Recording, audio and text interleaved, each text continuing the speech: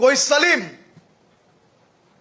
સુરેશ બનીને મારા રાજ્યની દીકરીઓને, ભોલી ભાલી દીકરીઓનું જીવન બરબાદ કરવાની કોશિશ કરશે તો એક એક લોકોને શોધીને એનો હિસાબ કરવામાં આવશે। हाल ही में हर्ष संघवी के एक बयान को लेकर राजनीतिक माहौल गर्मा गया है।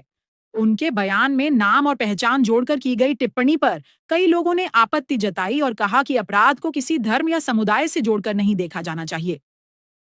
इस मुद्दे पर गुजरात कांग्रेस के मजबूत नेता और पूर्व विधायक गयासुद्दीन शेख ने धारदार और बेबाक विरोध दर्ज कराया। आज रोज गुजरात के सम्माननीय नायब मुख्यमंत्री श्री हर्ष संघवी द्वारा गुजरात विधानसभा के वर्तमान सत्र में मैरिज रजिस्टर एक्ट के बारे में कुछ बदलाव लेकर के आए हैं। मैं ये मानता हूं कि मैरिज एक्ट में बदलाव होने चाहिए।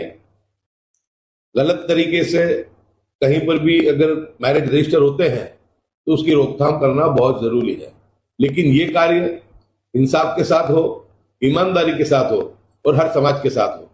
अच्छी बात का कोई भी आदमी इनकार कभी कर ही नहीं सकता है, लेकिन जिस तरीके से आज नायब मुख्यमंत्री ने जो बड़ बोलापन के लिए माहिर है, फिल्मी डायलॉग बोलना और हमेशा बड़ी बातें करना और ऐसी बातें करना कि जो दोनों हिंदू मुस्लिम जो एक रथ के दो पहिए समान है।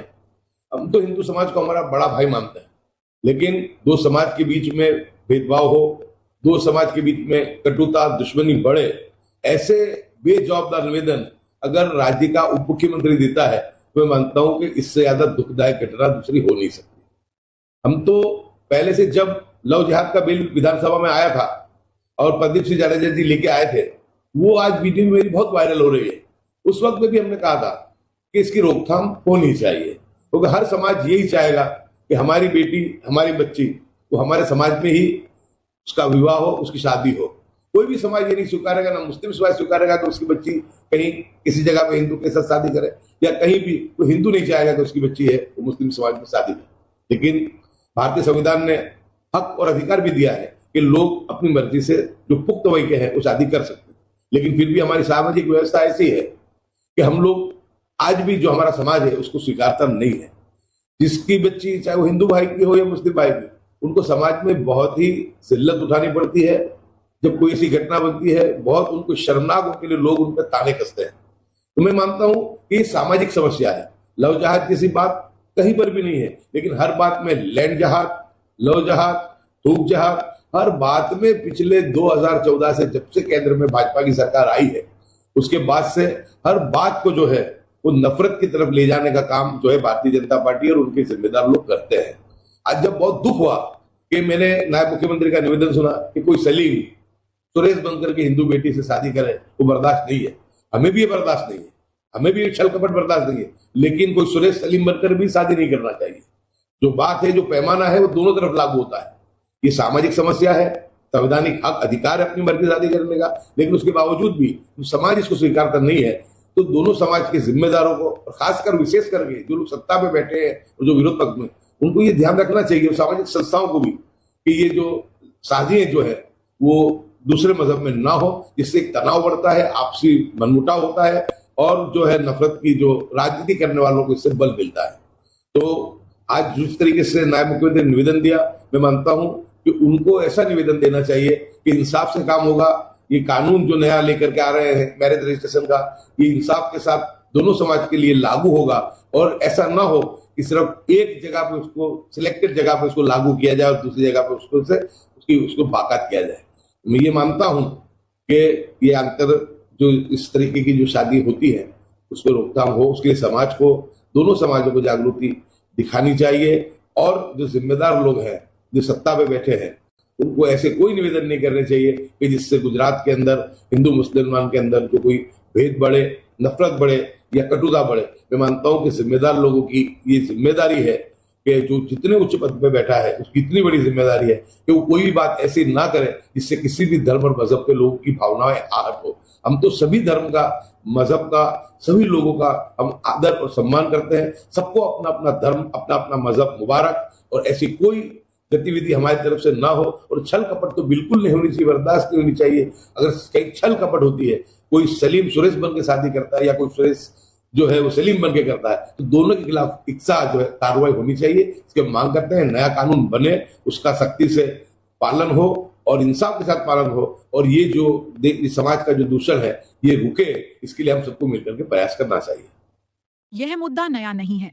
साल 2021 में भी जब स्थानिक स्वराज्य के चुनाव नजदीक थे, तब प्रदीप सिंह जाडेजा ने लव जिहाद से जुड़ा बिल लाने की बात कही थी। उस समय गुजरात कांग्रेस के वरिष्ठ नेता और पूर्व विधायक ग्यासुद्दीन शेख ने विधानसभा में निडरता और मजबूती से इसका पुरजोर विरोध किया था। अब एक बार फिर स्थानिक स्वराज्य चुनाव नजदीक हैं और हाल ही में हर्ष संघवी के बयान को लेकर राजनीतिक बहस तेज हो गई है। विपक्ष का कहना है कि ऐसे समय में इस तरह की बयानबाजी चुनावी माहौल को प्रभावित करने वाली है। उस समय ग्यासुद्दीन शेख ने साफ कहा था कि बेटियों की सुरक्षा जरूरी है, लेकिन किसी भी कानून या बयान को धर्म के आधार पर पेश करना समाज को बांटने का काम करेगा। उन्होंने स्पष्ट किया था कि अपराधी का कोई धर्म नहीं होता, अपराध सिर्फ अपराध होता है। आज जब वही मुद्दा फिर से हर्ष संघवी के बयान के जरिए सामने आया है, तो यह कहना गलत नहीं होगा कि ग्यासुद्दीन शेख इस विषय पर अपना रुख वर्षों पहले ही साफ कर चुके थे। उन्होंने तब भी कहा था, चाहे कोई हिंदू हो या मुस्लिम, अगर वह किसी भी लड़की के साथ धोखा, शोषण या गंभीर अपराध करता है तो उसे कड़ी से कड़ी सजा मिलनी चाहिए। कानून सबके लिए बराबर होना चाहिए, न्याय धर्म देखकर नहीं बल्कि अपराध देखकर होना चाहिए। यानी जिस बात पर आज बहस हो रही है उसका जवाब ग्यासुद्दीन शेख सालों पहले विधानसभा में दे चुके थे। क्या कहा था ग्यासुद्दीन शेख ने, देखिए इस वीडियो में। ग्यासुद्दीन भाई,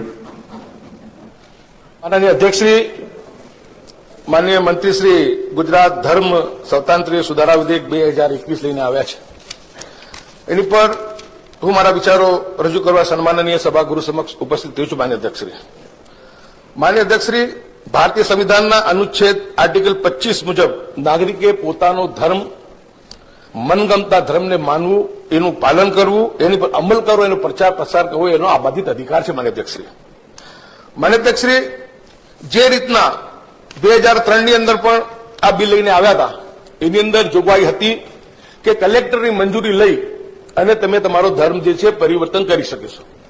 આજની દ્રષ્ટિએ આપણી આઈપીસી કલમ હેઠળ ઘણી બધી આપણી પાસે સત્તાઓ છે કે જો કોઈની સાથે છલ થાય, કપટ થાય, છેતરપિંડી થાય તો એની સામે કાયદાકીય આપણે સખતમાં સખત કાર્યવાહી કરી શકીએ છીએ અને કાર્યવાહી કરવી પણ જોઈએ। હું એમાં સ્પષ્ટ માનું છું કે છલ કપટ થયું હોય તો એની સામે કાઢવું। કોઈ પણ સભ્ય સમાજ એ વસ્તુને કદી પણ સ્વીકારે નહીં કે કોઈની સાથે છેતરપિંડી થાય। પરંતુ માન્ય અધ્યક્ષશ્રી, ફક્ત રાજકીય ઇરાદાઓ માટે, ફક્ત પોતાનો રાજકીય એજન્ડા પાર કરવા માટે અને લોકોની અંદર એક ધૃણાની ભાવના ઉભા થાય અને એ રીતનું જે રીતના માન્ય અધ્યક્ષશ્રી મંત્રી શ્રી પ્રદીપસિંહ જાડેજા સાહેબ પ્રવચન કરતા હતા, વારે ઘડી એક સમાજને અપમાનિત કરવાનું, વારે ઘડી જે બીજા લોકો ધારાસભ્યો જયારે ઉભા થાય અને એ જે રીતના સમાજને અપમાનિત કરવાનું એ શબ્દો કાઢી નાખવામાં આવે છે। તમે બીજી કોઈ રીતે બોલી શકો કેવું હોય તો? માન્ય અધ્યક્ષશ્રી, આલિયા માલિયા જેવા એક ને એક વસ્તુ 15 વર્ષથી મંત્રીશ્રી પાસેથી સાંભળું છું। 15 વર્ષ તમે તો સિનિયર થયા છે, તમે કોઈ કઈને આપી ના શકતા હો, કમસે કમ કડવા વેણ ના આપો। તમે પ્રેમ નથી આપી શકતા તો નફરત ના આપો। તમે કોઈ જગ્યા તમે એવું કોઈ કામ નથી કરતા કે અમે તમને અપમાનિત કરીએ। પરંતુ મારે જરા જે બિલ આવ્યું, પ્રદીપસિંહ જાડેજા કહેતા હતા કે આજે મારા માટે આ દિવસ બહુ મહત્વનો દિવસ છે। માન્ય અધ્યક્ષશ્રી, હું આજે જે રીતના સભ્યોનો વર્તાવ જોઈ રહ્યો છું, જે રીતના સભ્યોના વક્તવ્ય સાંભળી રહ્યો છું, મને એવું લાગે છે કે 14 વર્ષ પછી સૌથી શરમજનક દિવસ આજની ધારાસભા, આજની વિધાનસભા મારા માટે છે। માન્ય અધ્યક્ષશ્રી, કોઈ મર્યાદા હોય, કોઈ સભ્યતા હોય, બોલો। અમે પોતે કહીએ છીએ કે છલ હોય, કપટ હોય, કોઈની સાથે છેતરપિંડી થતી હોય તો એની સામે પગલાં લો, તમે ફાંસી સુધી ચલાવો। પરંતુ ફક્ત અને ફક્ત રાજકીય એજન્ડા ખાતર તમે મોંઘવારી કાબુ નથી કરી શકતા, તમે કોરોના કાબુ કરી નથી શકતા, તમે બેકારી કાબુ કરી નથી શકતા। ફક્ત અને ફક્ત હિન્દુ સમાજને ગુમરાહ કરવા માટેનો બિલ છે। હું માનું છું કે આનાથી વિશેષ કંઈ નથી। માન્ય અધ્યક્ષશ્રી, કેરળ હાઈકોર્ટની વાત કરવામાં આવી કે કેરળ હાઈકોર્ટની અંદર લવ જિહાદના કિસ્સાને પર એક છે લગ્ન રદ કરવામાં આવ્યા। માન્ય અધ્યક્ષશ્રી, એ કેસ જયારે સુપ્રીમ કોર્ટમાં ગયું, સુપ્રીમ કોર્ટે એ લગ્નને કાયદેસર ઠરાવ્યા છે। એનઆઈએ ને તપાસ આપવામાં આવી। એનઆઈએ એજન્સી, નેશનલ જે એજન્સી છે એ કેન્દ્ર સરકાર સ્થિત એજન્સી છે, એ એજન્સી પર રિપોર્ટ આપ્યો કે લવ જિહાદ જેવું કાંઈ જ નથી। એનાથી વિશેષ કહું કે જયારે સંસદની અંદર એક સવાલ પૂછવામાં આવ્યો, ગૃહમંત્રી જે ભારતીય જનતા પાર્ટીના છે એમને પૂછવામાં આવ્યું કે લવ જિહાદના કેટલા કિસ્સા સામે આવ્યા, ત્યારે કેન્દ્રીય ગૃહમંત્રી કહે છે કે લવ જિહાદ જેવું કોઈ કિસ્સો ભારત દેશની અંદર નથી। માન્ય અધ્યક્ષશ્રી, દેશના ગૃહમંત્રી, રાજ્ય કક્ષાના ગૃહમંત્રી કેન્દ્રીય સંસદની અંદર કહેતા હોય, એનઆઈએ જે એજન્સી છે એ કહેતી હોય, તો હું માનું છું કે આનાથી વિશેષ હવે કોઈ બીજા સર્ટિફિકેટ લેવાની કોઈ જરૂર નથી. માન્ય અધ્યક્ષશ્રી, જેહાદનું મતલબ માન્ય અધ્યક્ષશ્રી કહેતા હતા કે જેહાદ એટલે પ્રેમનું નામ છે. જેહાદ પ્રેમ એનું નામ નથી. જેહાદ માન્ય અધ્યક્ષશ્રી, ઇસ્લામ ધર્મ, કુરાન પોતે કહે છે કે તમે કોઈની સાથે બળજબરીથી તમે એનો ધર્માંતર ના કરી શકો, એટલે તમે એની સાથે લઈ શકો, તમે તમારા ધર્મની અંદર સમાવેશ કરી શકો નહીં. માન્ય અધ્યક્ષશ્રી, પ્રેમ, આ 2.5 અક્ષરનો જે પ્રેમ છે ને માન્ય અધ્યક્ષશ્રી, એ પ્રેમ એક અહેસાસ છે, અને એ અહેસાસ અને એના વાળા ક્યાં ક્યાં જઈને રખે છે અને ક્યાં ક્યાં કોને ઘાયલ કરે છે એનું કોઈને ખબર પડતી નથી. માન્ય અધ્યક્ષશ્રી, કોઈ પ્રેમ કે કોઈ ધર્મ એકબીજાનો ધર્મ જોઈને થતો નથી. માન્ય અધ્યક્ષશ્રી, ઘણી બધી વાતો થઈ. લવ જિહાદના કિસ્સા તો માન્ય ગૃહમંત્રી કે ગુજરાતમાં કેટલા બન્યા છે. માન્ય અધ્યક્ષશ્રી, લગ્ન થાય છે, આંતરધર્મી લગ્ન થાય છે, બે બાજુ થાય છે. માન્ય અધ્યક્ષશ્રી, એક બાજુ નથી થતા. માન્ય અધ્યક્ષશ્રી, ગુજરાતમાં ફક્ત છેલ્લા 1 વર્ષની અંદર 100 કરતા વધુ મુસ્લિમ છોકરીઓએ હિન્દુ ધર્મ અખ્તિયાર કર્યો છે અને હિન્દુ ધર્મ ધારણ કરીને લગ્ન કર્યા છે. એના પુરાવા મારી પાસે છે. અત્યારે હું ગૃહમંત્રીને મોકલું છું.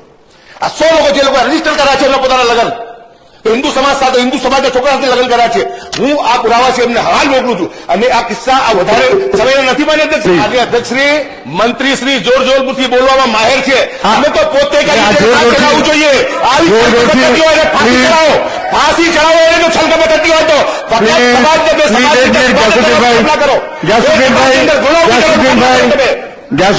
Please 1 minute.